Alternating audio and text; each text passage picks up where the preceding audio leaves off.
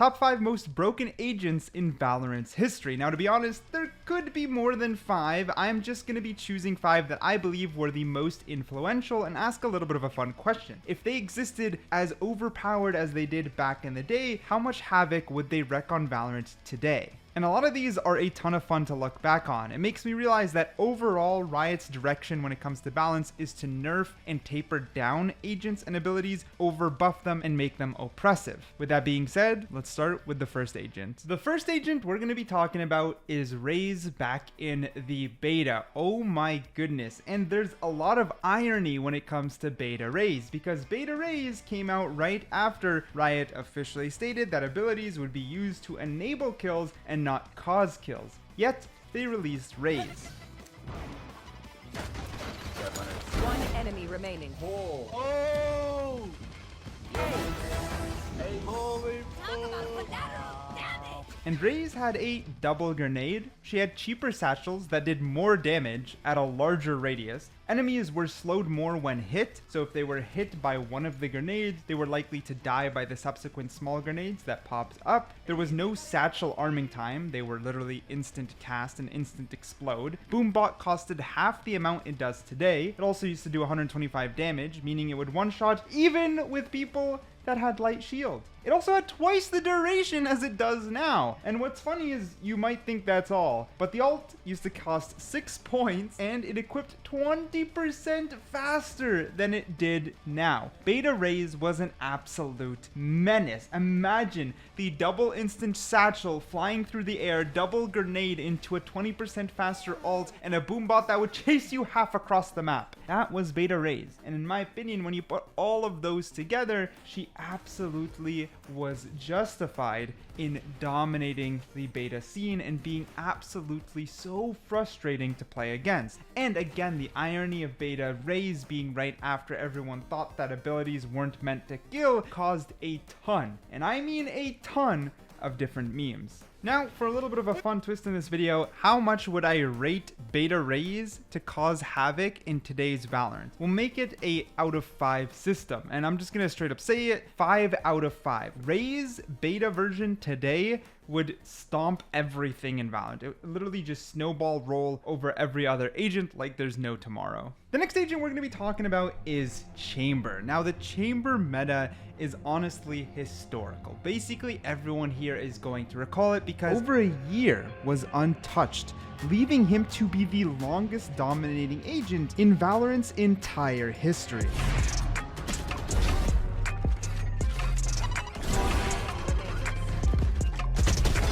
What a broken ass character.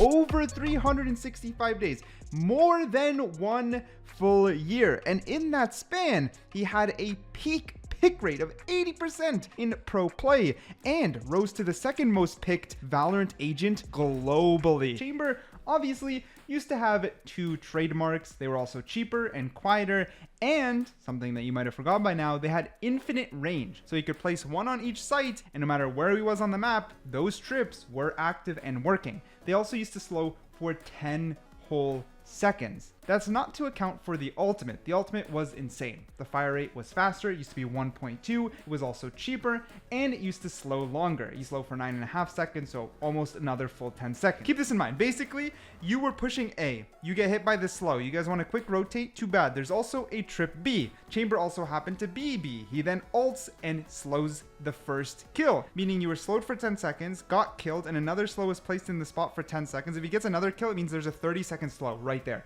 Right there. 2 picks and a trip means 30-second slow area, which is nuts. CP used to also have an insane range. Right now it's 18 meters, which is not too bad, but it used to be 35 meters, which made some of the craziest TP lineups. Like, you could get a pick and teleport, okay, not literally halfway across the map, but you could teleport very, very far. 35 meters was insane. With all these put together, his future tournaments had a pick rate of 77% because he got hit with massive nerfs. And then after the nerfs, he still remained a top pick at 67%.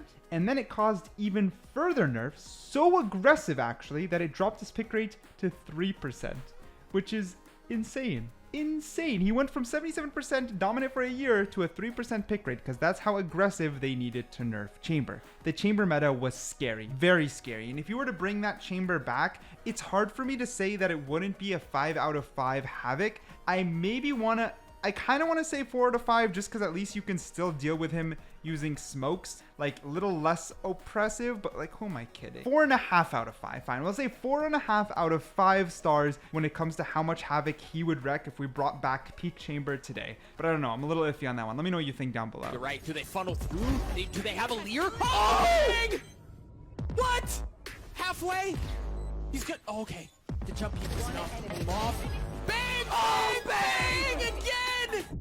Astra, you know, not the highest pick rate, and it's not even the character we really think about, but once upon a time, Astra used to be dominant. Very, very, very dominant. She had 5 stars, 2 free instead of 1. Her recall used to be 8 seconds, but now it's 25 seconds. Keep that in mind, 8-second recall. So you could fake smoke and in 8 seconds reuse your star. Right now it's 25 seconds. You're heavily punished for even thinking about doing that. The smoke cooldown used to be 14 instead of 25, meaning they were replenishing at the same rate they were placed. So basically infinite smokes for quite some time for Astra. Stun and Suck had a 12-second cooldown. They are now 45 seconds for context, so almost 4x. They had 12-second cooldown, dude. The grab ball also used to activate quicker and was a lot larger. The infamous Suck, a lot of people used to complain about it, but it was quite literally the least of the problems because when you put everything together, Astra was a force to be reckoned with. She was extremely disruptive and there was just too much going on. She could do anything she wanted. It was just so free.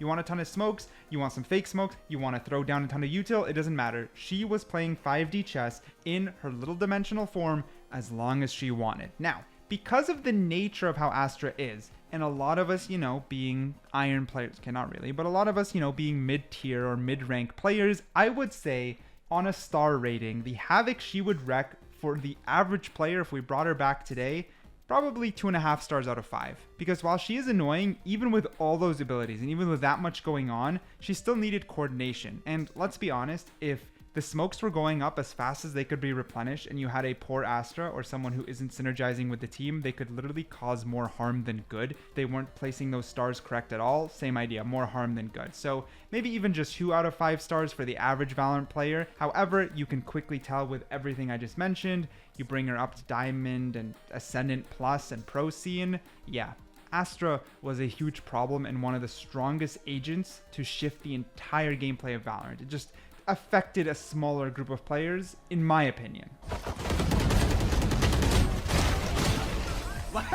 Dude, but next, we're going to be talking about someone who affected every player, which is Jett. Oh my goodness. When I look back at some of the old footage of Jett, it's just insane to almost imagine. Like, I want Riot to make a game mode where it reverts every agent to the most overpowered state they were in. Because, oh my goodness, Jett's right click used to reset the ultimate, so there's a lot of infamous clips. Right click, reset, right click, reset, right click, reset, completely to an ace. There was also a 6-month window where the smokes lasted 7 seconds each, and she had 3 charges. That's a lot of smokes for a duelist, quite literally 21 seconds. Okay, but you had a controller with basically infinite reset on a shotgun that would one-shot everyone, but it didn't end there because she used to have 2 updrafts, meaning she was in the sky a lot more often. Her dash was instant instead of a loading time where you'd have to load up that dash. You could waste it. You have to be very thoughtful about it. Now it doesn't matter. You're holding on to it. Panic, bam, you're back in safety in the nick of time. Then on top of that, you could dash through everything, including Cypher trips, and just break them. The ult was way cheaper, 6 ult points. And what does that lead to? An 80% pick rate in pro play. She was super dominant, but unlike someone like Astra, if you were to bring Jett at that current stage back into the current ranked pool, everyone would hate her. Similar to Raze, it's that type of oppression or that type of herb stomping that just feels too much. The double updraft into an instant dash on a right click into an ace after reset after reset after reset is just unthinkable today, even though it existed in the game long ago. I would give Jett a 5 out of 5 star rating on the Havoc scale that I quite literally just made up, but you know, we'll stick to the Havoc scale. That's what we'll call it. Oh, Yeah, that's my red one. I don't know. Oh, look at the Spike down. Oh, Do it to him, bro. He's been fine. Do it to him, bro. Like that. Enemy remaining. One more. Go in there. Yo, this character is broken.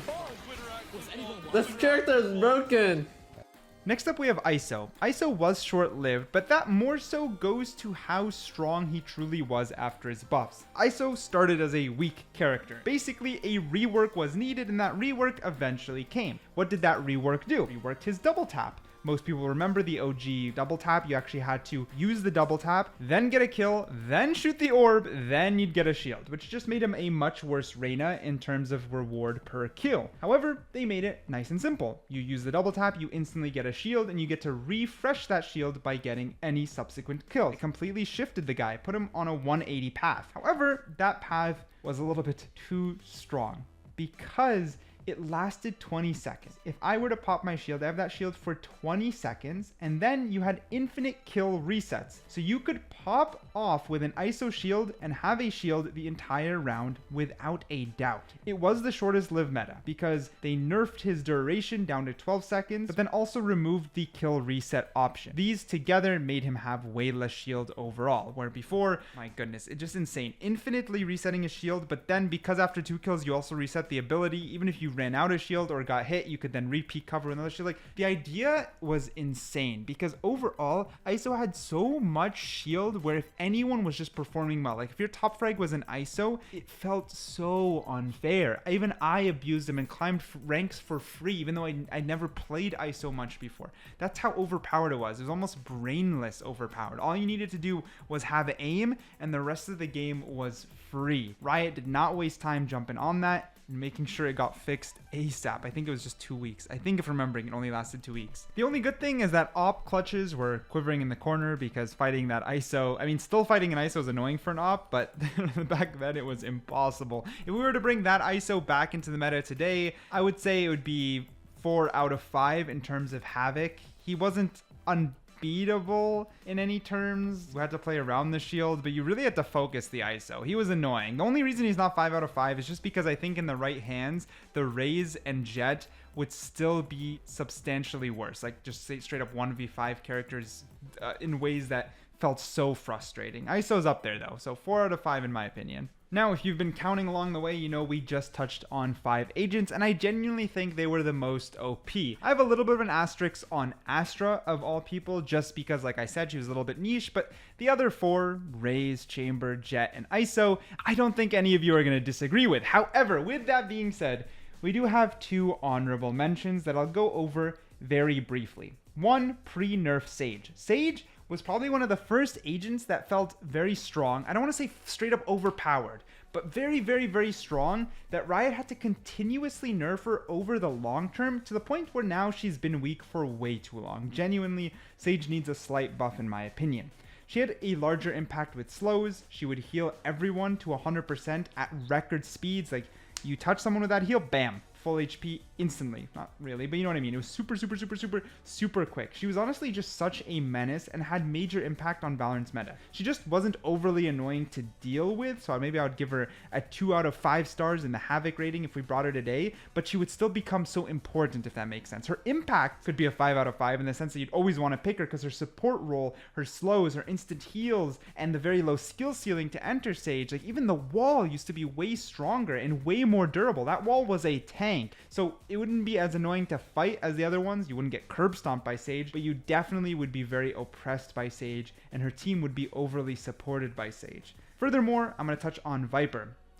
At her peak, you took massive instant damage. Viper was nuts. You walked through the smokes, you were super low just for touching that smoke, you'd get sprayed, and you die instantly. She was insane. She made way for the double controller meta. She was very oppressive. If you were to bring that Viper back today, I would say 3.5 stars for the average players. She made a much bigger impact in the pro scene. That's why I wouldn't give her more. Most of her nerfs came because of the pro scene. I made a full video on Viper over on my other channel, Dittozkul. You can go watch it. Viper has a little bit more nuance to why she was so strong, but still a lot of people will remember peak Viper. She was very annoying to play against.